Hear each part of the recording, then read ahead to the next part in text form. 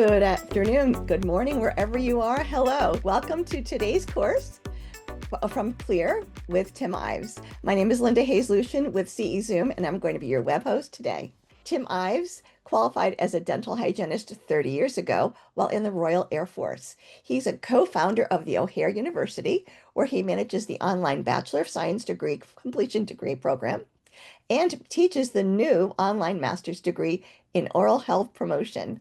Tim would be happy to share his research and answer any questions. You can contact him and right now you can join me in welcoming him. Welcome, Tim. That's great. Thank you, Linda, for that lovely introduction. Isn't the internet amazing that we were able to communicate like this over the whole globe? I'm coming to you from Rutland, in the middle of England, and I know we got watchers and listeners in the USA, and I think it's your lunchtime now, and then also in Australia. So yeah, wow, isn't that great? So today I'm going to be talking to you about what's out there beyond fluoride. So stick with me for the next 40 or so minutes. So I've been asked by CE Zoom to disclose. So here I am disclosing. You can read that or scan through that. And I've also been asked to disclaim. So here's a disclaimer. Again, please read through that or just quickly scan through that.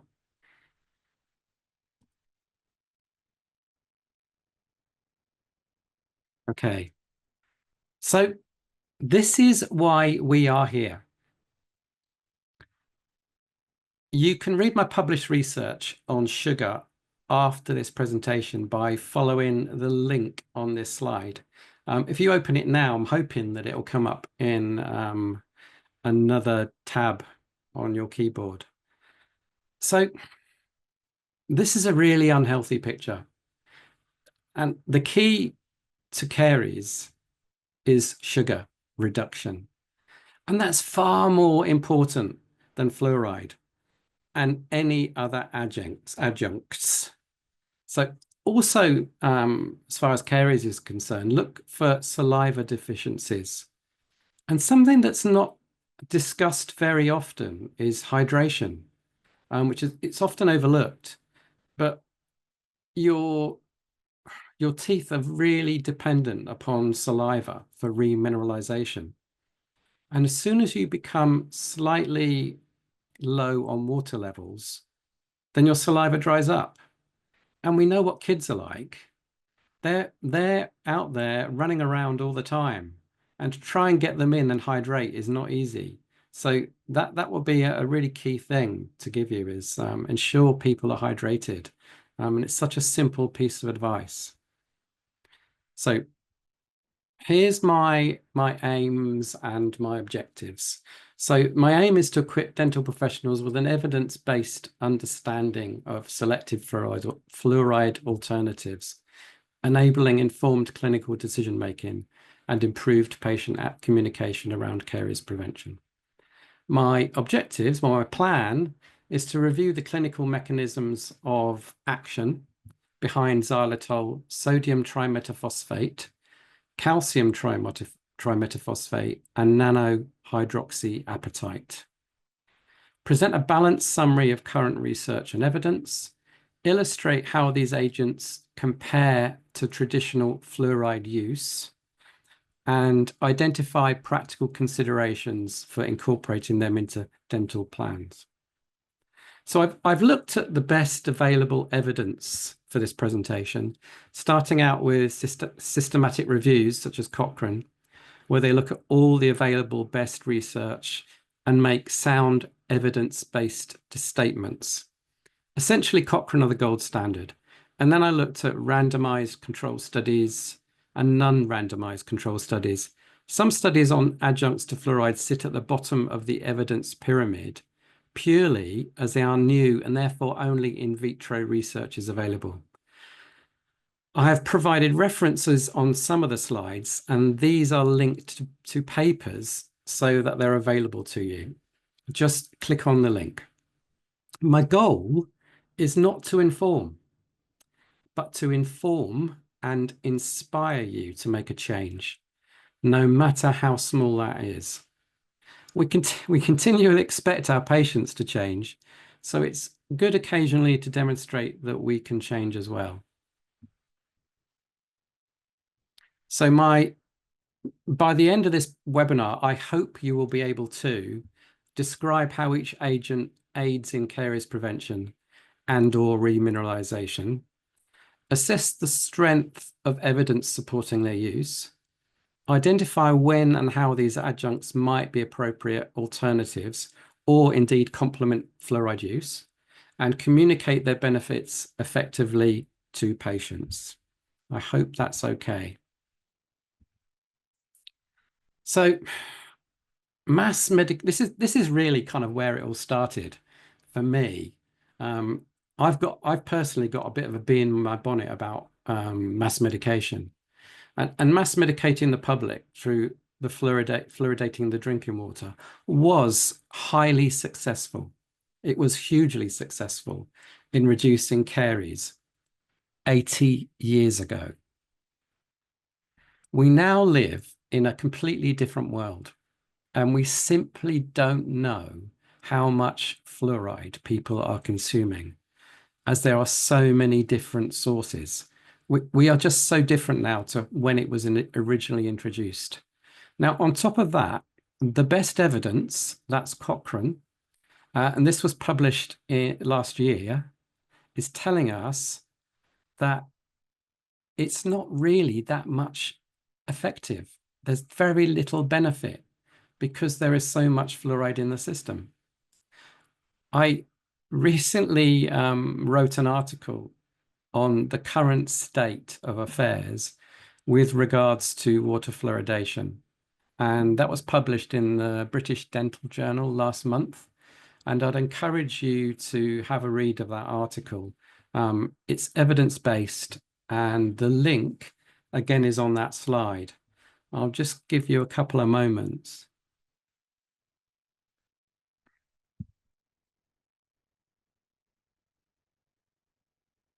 So we're living now in a world where there's huge public opposition to the fluoridation of our water supplies, despite governments and dental associations still supporting it.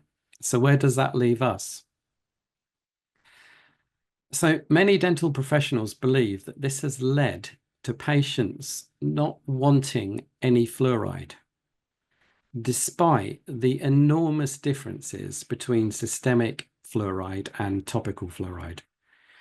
Fluoride has been given a blanket term, and I think this is partly our fault, because we unintentionally have been misleading the public, because the fluoride that we consume in our water is fluorosalicylic acid. And typically, the common fluoride that we put in toothpaste is sodium fluoride. Those two chemicals are completely different. And as well as reading my article, I would also urge you to do your own research about the different types of fluoride and their effectiveness and their safety. So historically, fluoride has been the gold standard. And in many ways, it still is. So we're talking about topical fluoride.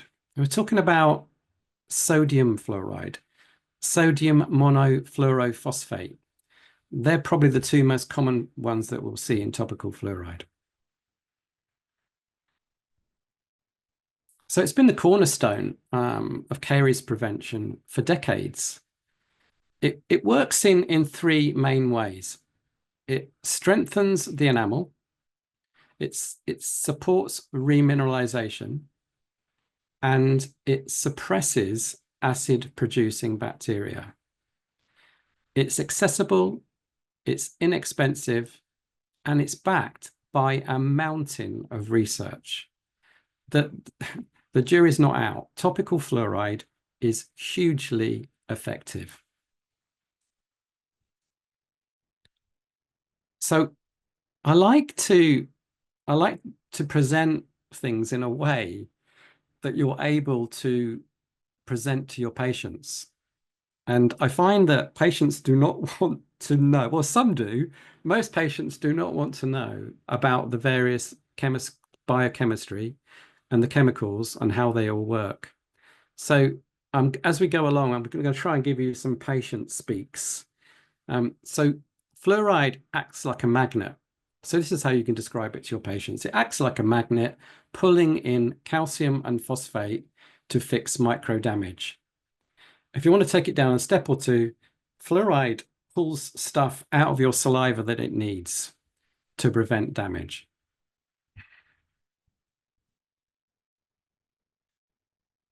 Now, systemic fluoride works completely differently.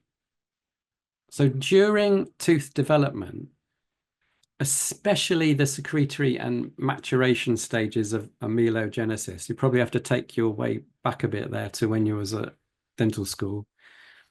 Systemic fluoride is taken up by the ameloblasts and incorporated into the forming hydroxyapatite crystals in the enamel. So fluoride substitutes hydroxyl groups in hydroxyapatite, converting it into fluorapatite.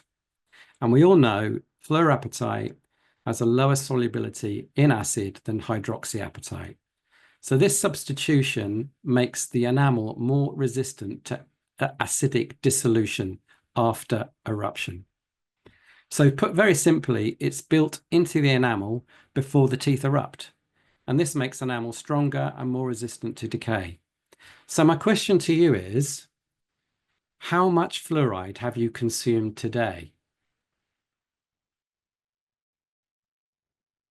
And I'm expecting the vast majority of you can't answer that question, which is why we are where we are. Did you drink tea? If you drank tea, you consumed a lot of standard tea. You drank a lot of fluoride. Did you drink bottled or canned drinks? So the fluoride, where did the water come from for those bottled or canned drinks? How much fluoride is in those? And this is the problem that we have now. We simply don't know the dose. Now, before you can recommend anything, if you want to increase something in somebody's recommendations, you need to know what they're currently taking. You need to know the amount. And if you don't know the amount, then it doesn't make sense to increase the amount.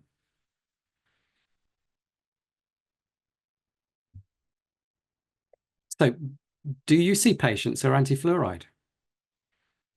Are you still giving the same advice as when you graduated? So science changes daily. So as a clinician, you now have to make a decision when you see a patient who is anti-fluoride or indeed pro-fluoride. In order to make suggestions regarding alternatives, we need to understand what are the alternatives and their benefits. So this isn't really about replacing fluoride across the board. It's about expanding our options. The science behind agents like xylitol and nanohydroxyapatite is advancing. And patients will be asking more questions. And it's time that we are ready and informed with balanced answers. So my plan now is to walk you through what is now available and in some areas and what is planned for the very near future. I'm kind of mindful that we're all living in different parts of the world. So let's start with xylitol, my favorite topic. So xylitol is, for those of you who don't know, it's a naturally occurring sweetener. But unlike sugar, it doesn't fuel acid-producing bacteria. It's been widely used in Scandinavia for a very long time, and it's gaining traction in different countries at different speeds. Japan have really taken it on board. So it's a naturally occurring sugar polyol. It's found in fruits, vegetables, and birch bark. It's quite high in things like strawberries and berries.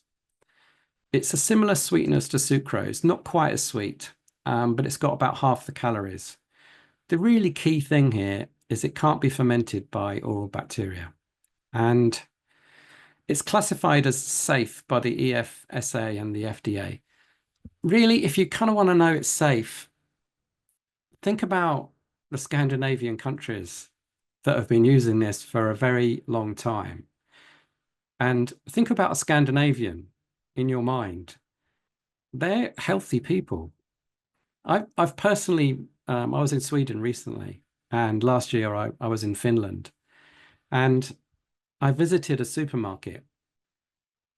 And in the supermarket, where we typically see sweets and candies, there was an enormous aisle of xylitol containing products, way more than sugar containing products.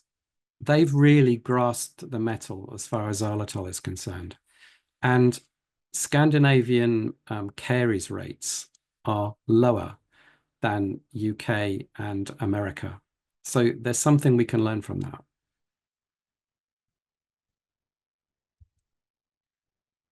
So how does it work?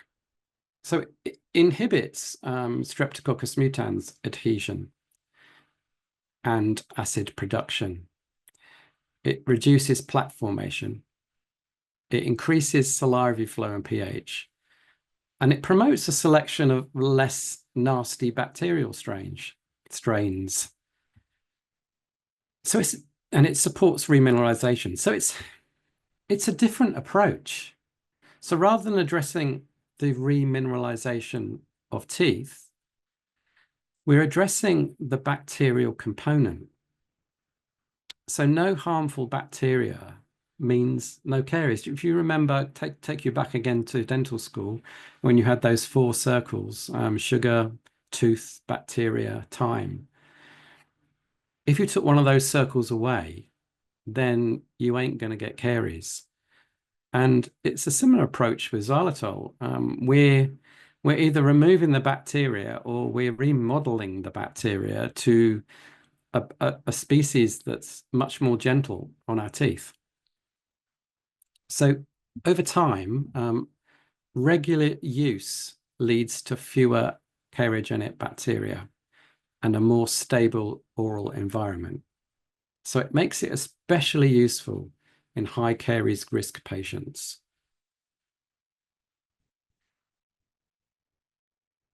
So again, back to my patient speak.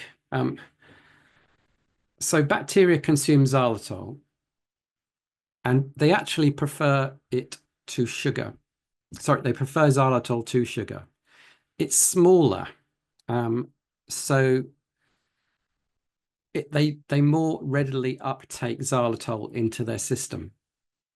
But once it's in their system, they're unable to break it down or metabolize it. So they pump it out, and as they pump it out, more xylitol goes in. So if you've got xylitol and sugar in your mouth at the same time, the bacteria are going to ignore the sugar and they're going to consume the xylitol. The problem is that if they're consuming the xylitol, they're not going to get any energy. So as they keep pumping out, it goes back in. Eventually, they run out of energy completely and they fall off your teeth. It's as simple as that. So the analogy that I've got here is it's like a fake key. It fits into the lock, but doesn't turn.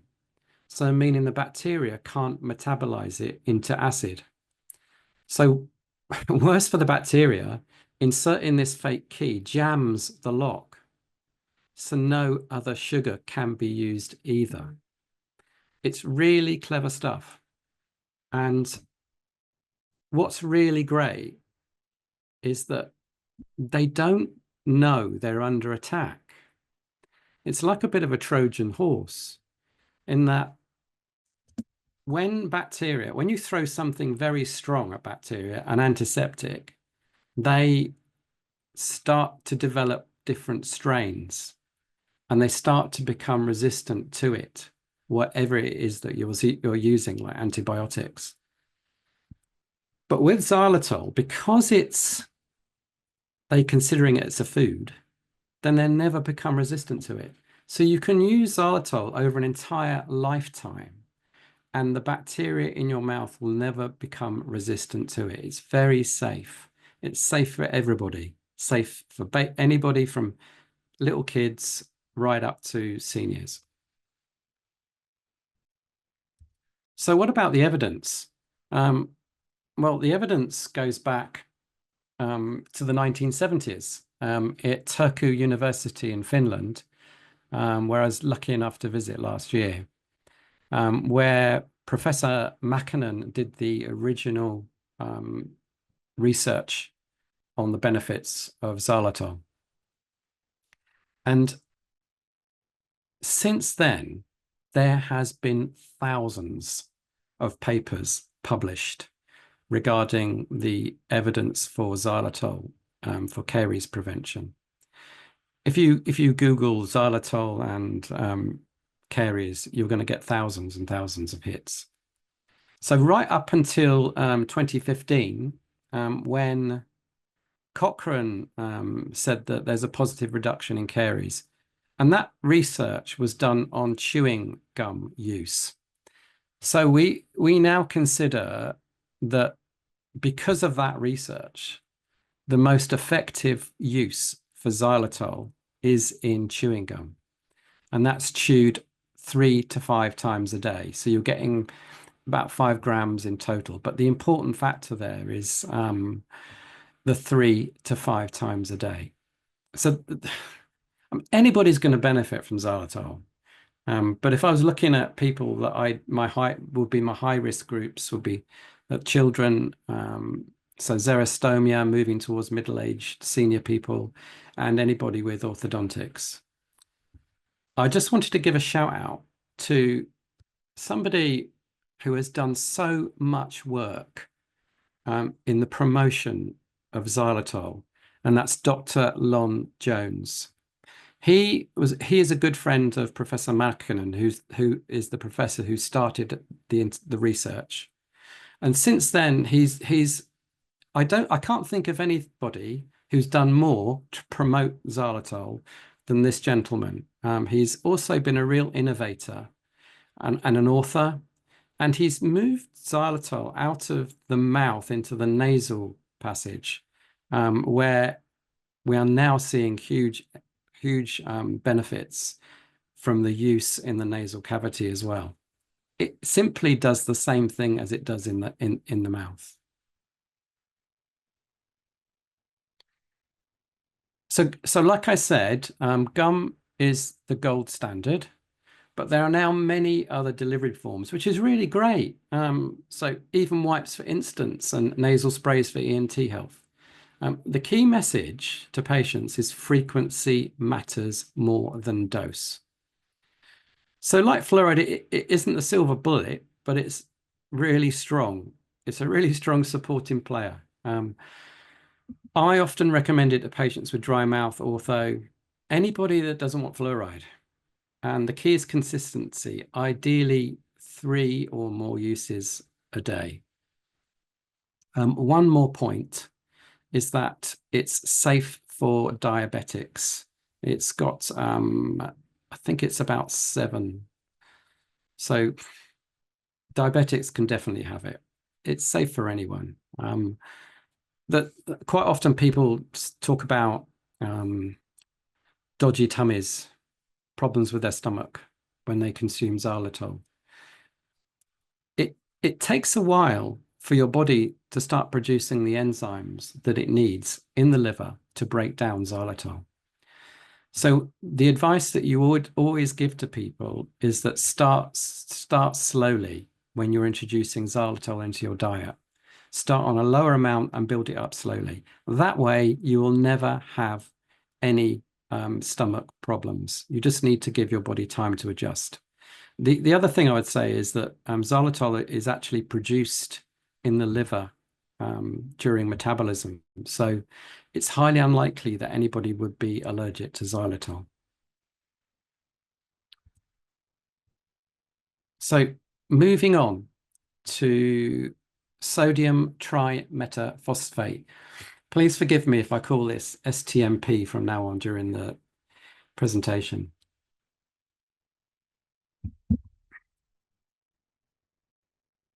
So STMP is a non-toxic, odorless, and is highly water soluble.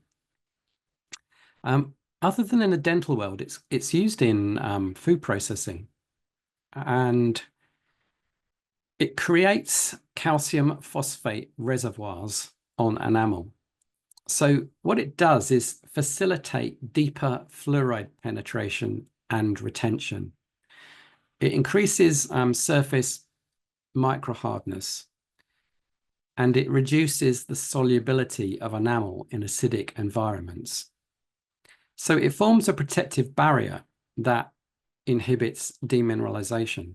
Now, the most studied concentration of STMP in research to be effective is 0.3%. So going back to our patient speak, it acts like a primer before applying the varnish. It kind of creates a more resistant outer layer under the fluoride and reduces the enamel's vulnerability to an acid attack. So it's something you kind of like, I mean, you would have it in the toothpaste together with fluoride, but it would be put on first and then the fluoride second, and then it works together really well. Now, the question I can hear you shouting out is, will it work? Will STMP work without fluoride? So without fluoride, STMP alone can promote remineralization by binding to enamel surfaces and helping calcium and phosphate ions deposit into demineralized enamel. So the answer is yes. So if you have somebody who wants a fluoride-free toothpaste and there's STMP in it, it's going to be positive. So some in vitro studies involving nanohydroxyapatite and STMP show improved surface microhardness and mineral gain, even in fluoride-free formulas. So I'll be coming on to NHP shortly. However, the depth and durability of remineralization are limited compared to when fluoride is present. So with fluoride, STMP acts as a calcium phosphate reservoir, enhancing fluoride uptake and the formation of fluorapatite, which is more acid resistant than hydroxyapatite. The combination slows demineralization and increases enamel hardness far more than either agent alone. So the bottom line, yes, STMP can work without fluoride, especially in formulations also containing calcium and phosphate donors. So the key point is that in a combination of STMP toothpaste, the fluoride level can be lowered to 500 parts per million. So you can have something that's just as effective, but reduce the fluoride level. I think that's going to appeal to a lot of people. So studies show about 20 to 40% greater enamel resistant when STMP is combined with a low concentration fluoride. So like I said, it even works below 500 parts per million, particularly effective in early caries or white spot lesions. So it's, as far as I'm aware, it's not widely used in clinical products yet. So a lot of this research probably now needs to be turned into products. But I've got a sneaking feeling we're going to be seeing a lot more of that in the future. So as far as patient recommendations go, I think it's going to be a fluoride varnish or low fluoride toothpastes. So benefiting a high caries risk or a low fluoride tolerance. I think either way, it's a win, STMP. So we're going to come on now to calcium trimetaphosphate. That's wrong. That should be CTMP. Whoops, sorry. So it's Remin with a calcium boost. So it's used as a texturizer and a stabilizer in foods, meat products and cheeses. And it's also approved as a food grade additive. So it does what STMP does and adds a key element. It adds calcium. And this makes it more biomimetic. So that means it kind of better mimics what happens in the natural world. And potentially more efficient environments where calcium availability is limited. So think about your xerostomia patients, your older people that you see, or even your younger people who have an issue with their saliva. It's been explored as a fluoride adjunct, but also shows standalone potential. So again, watch this space. In acidic environments where remineralization is normally impaired, CTMP shows promising results in promoting surface and subsurface repair. Now, it's most commonly studied at a concentration of 0.25%. So how do you know the concentration? There's a question. Essentially, you don't. Um, the rules and regulations around the world are all different, but as far as Europe is concerned, you don't have to put it in.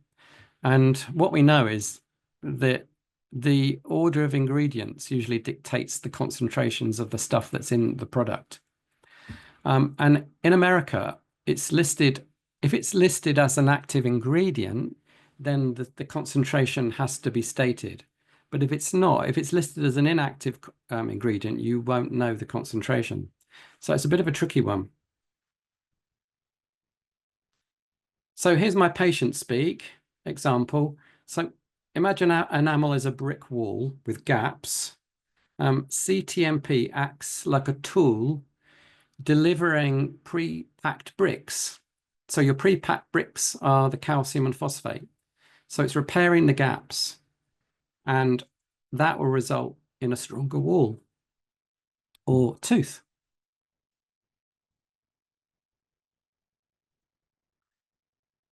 So why is this taking time to get onto the market? Well, apparently it's more commercially challenging than STMP. It's harder to manufacture in a pure stable form, and it relies on a complex precipitation and controlled conditions to avoid forming other calcium phosphates. So it's tricky. So going forward, will it work just as well without fluoride? I can hear you shouting. So the short answer is yes. CTMP alone can release calcium and phosphate ions, which will be beneficial for remineralizing enamel and buffering acidic environments. However, the synergy with fluoride, again, like STMP, is key. Fluoride and CTMP helps form fluorapatite, a much more resistant mineral than hydroxyapatite. So CTMP stabilizes fluoride ions at the tooth surface, increasing the, how can I put this? So while CTMP isn't yet available in your typical toothpaste aisle, it's a key contender in future remineralization science, but potentially use in a low fluoride toothpaste for children and fluorosis-prone areas, I would say. So patient recommendations going forward, I think it's going to be in a low fluoride toothpastes. And for people with xerostomia or mineral deficient saliva. So nanohydroxyapatite. So this is even more biomimetic approach. So it's a synthetic form of hydroxyapatite, the primary mineral in enamel and dentin. So nano-sized particles are typically 20 to 100 nanometers. Now let's just try and get our heads around that. So 1 nanometer is a billionth of a meter. That's 1 over 1 and then 9 zeros. That is tiny. So it's minuscule. So due to their size, they can get deeper into deeper enamel penetration. So it mimics nature essentially. Now, if you go higher than 100 nanometers, it's no longer nanohydroxyapatite and it's hydroxyapatite.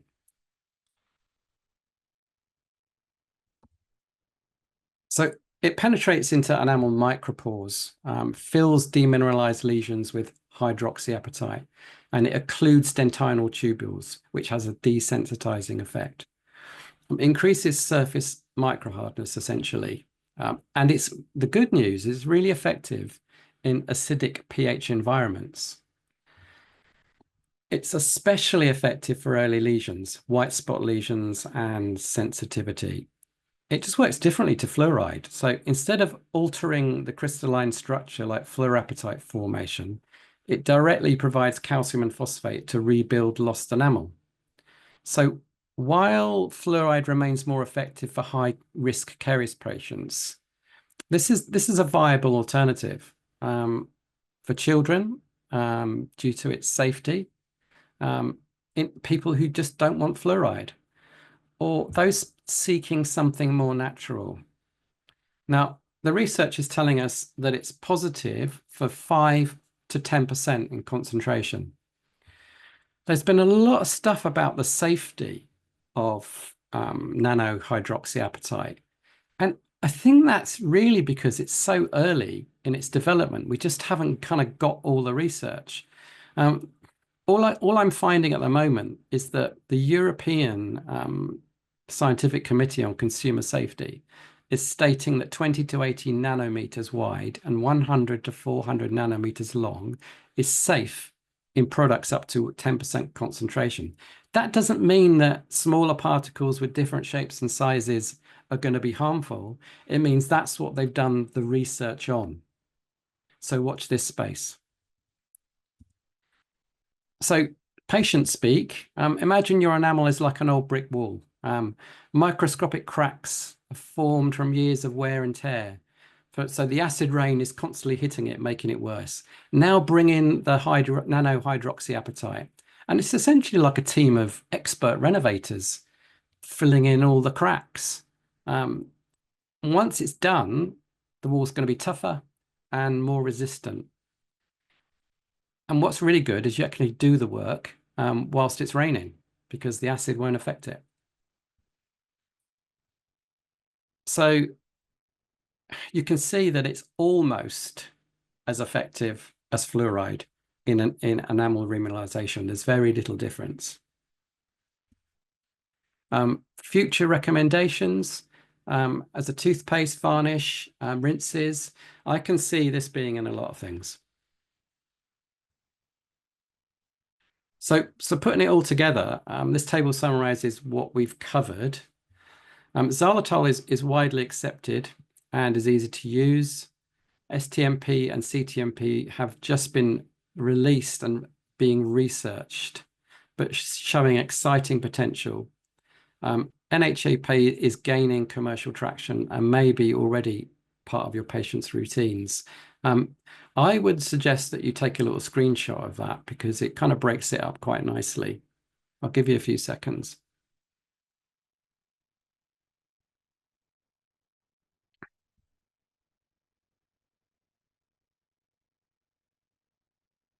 So this is where it gets practical.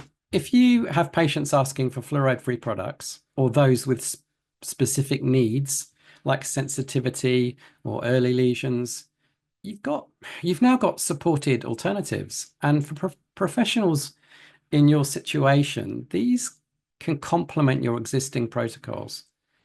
So these are my personal opinions. I'm sure yours and your patients might differ slightly. And it's all about opinions and choices, isn't it? Again, you can screenshot that. So the best outcomes come from personalization. These agents are not replacements, they're tools. So by aligning them with patients' needs and values, we kind of expand what prevention looks like. So please listen and chat to the company representatives, the people who are making these products and the sales reps. They are the experts in their products. You can learn a lot from them. I would also suggest that you check out your local pharmacy, check out the products, see what's available. Look for combinations of active ingredients. So there's going to be loads. And a great example would be if people want a fluoride-free toothpaste, look for something containing xylitol and STMP, especially those anti-fluoride people. So you're addressing the bacterial component and the remineralization component at the same time.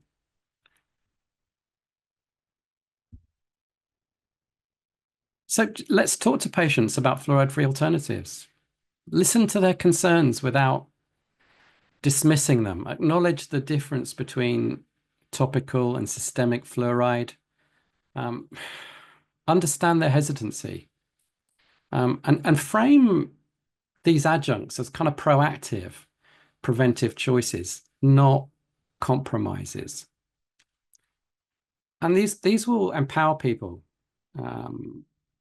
while keeping us in evidence-based territory. So in Southampton in UK, the government wanted to fluoridate the water supply, but due to public resistance, it didn't happen. Utah have just become the first state in America to ban the fluoridation of public water supplies. It won't stop there. In the words of Bob Dylan, the times they are changing. So alternatives let us meet patients where they are. Public distrust of water fluoridation reflects concerns about consent. So the future is personalized, not a one size fits all approach.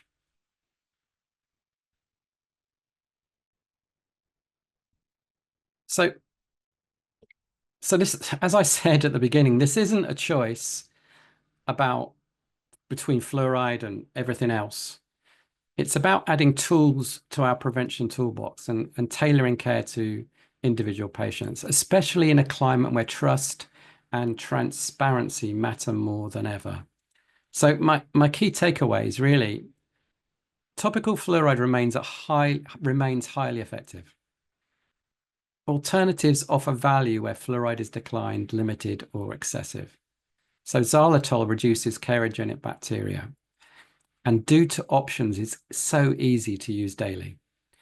STMP and CTMP promise fluoride enhancers or alone for anti-fluoride patients.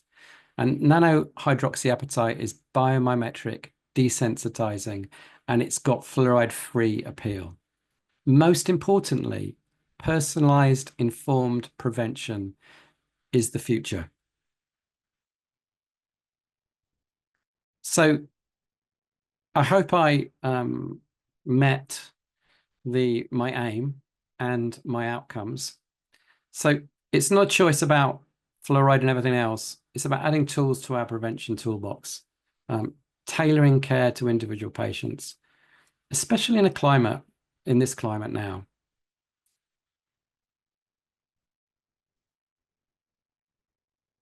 So first, thanks for staying with me and participating. If this session has prompted questions or curiosity, that's exactly the point. Keep the conversation going with your team and patients. You're doing an amazing job. I know you are. It's not easy. It's not easy to change. It's not easy to get your patients to change. Um, keep the conversation going with your team and your patients. Always look beyond the label. What matters is how we prevent disease, not just the ingredients we use. So I'm happy to answer questions if we've got time, but would also be interested to know which patients are asking you about fluoride-free care and if you've trialed any of these alternatives in your practice. Thank you for taking the time to watch and listen.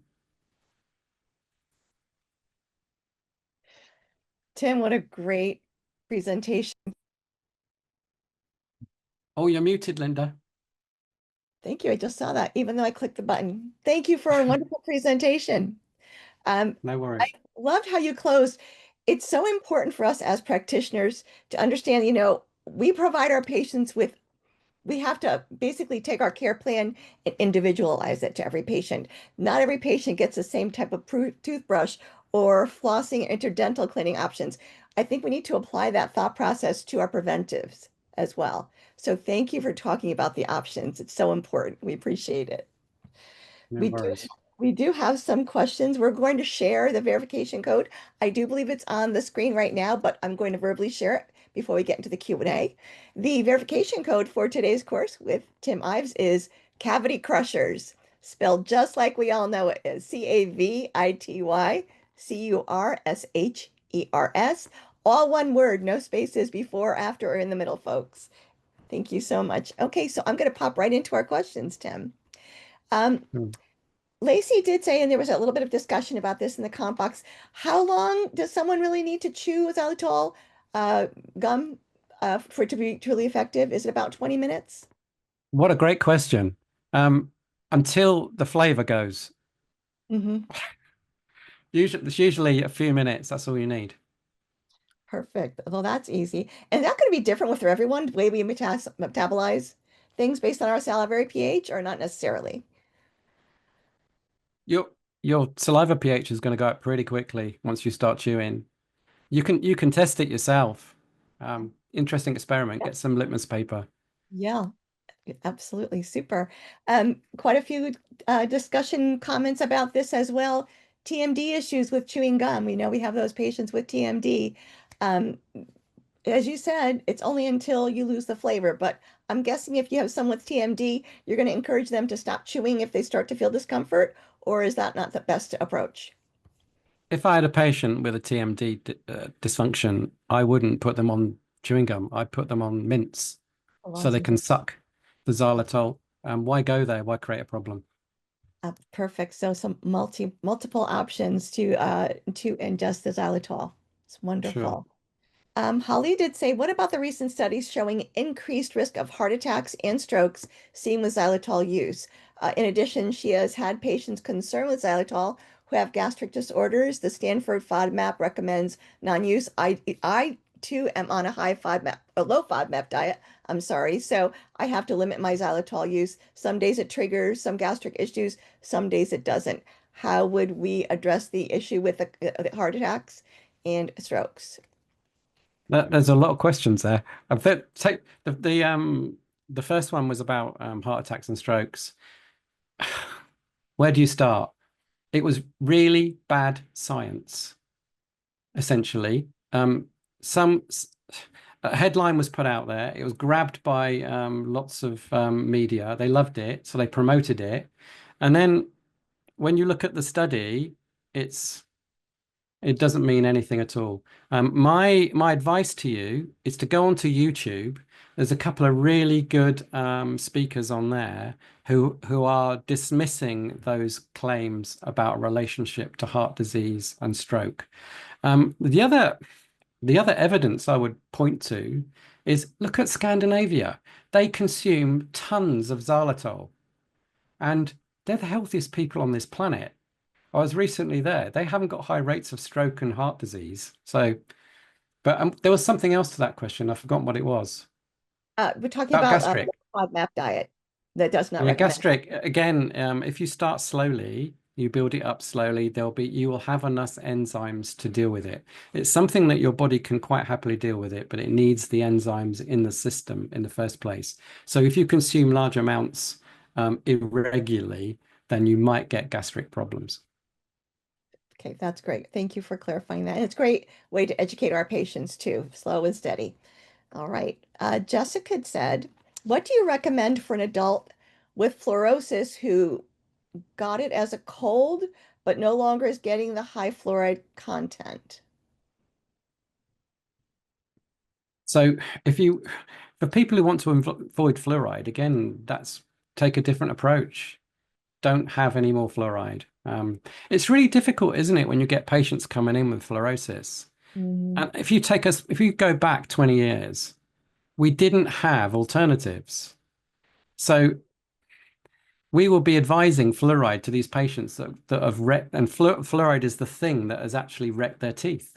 And, Yes. and and and in many cases, it's because they were living in high fluoride areas, or the water was added to the fluoride, and they were given fluoride supplements, and they were taking way more fluoride than they should be known. We didn't know the dose. So it goes back to the beginning of my presentation.